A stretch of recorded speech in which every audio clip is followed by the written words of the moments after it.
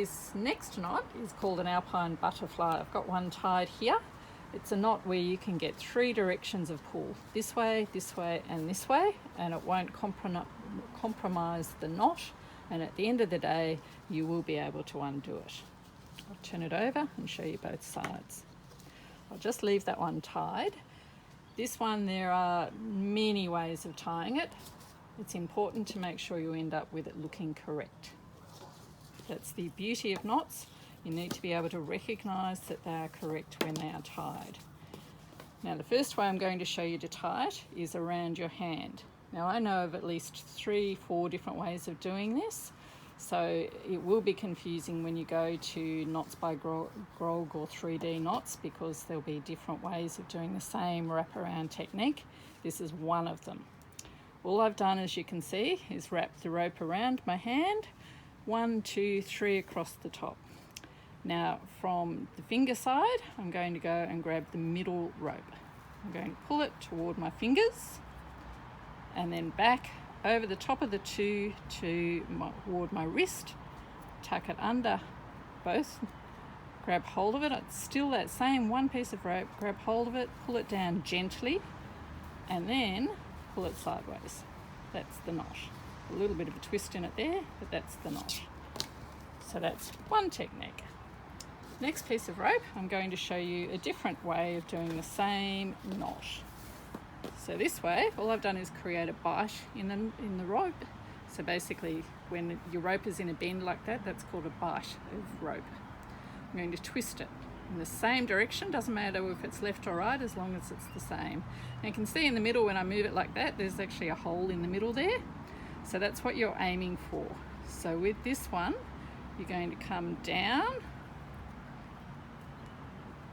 underneath and poke it up through that middle hole that you created. Pull it up, again gently pulling it that way, and then firmly the other way.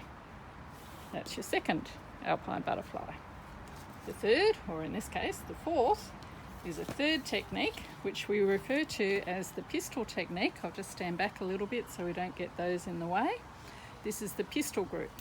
So just basically place the rope over your wrist, make a pistol. Pick it up, turn it over your thumb, step 1. Same direction, pick it up, without losing it off your thumb, put it over your finger. Now close your fingers together to make a circle. Grab the rope from near your finger, bring it back to your wrist, all the way back. Now tuck it under that cross of the rope. I'll try and do it neatly so that it doesn't look too messy. Pull it up, again pull the 2 tails of your rope down gently, pull them sideways firmly to dress your knot. So there we go. So that knot, that knot, that knot, that knot, I'm going to turn this one over. There we go, look at that. It now looks the same as all the others. So let's turn them all over. 1, 2, 3, 4. They all look the same, they're all correct. Check your little shoulder blades are good, and check that this part of your knot, this small round bit here, is nice and small. They say you don't want to be able to get your fist through that.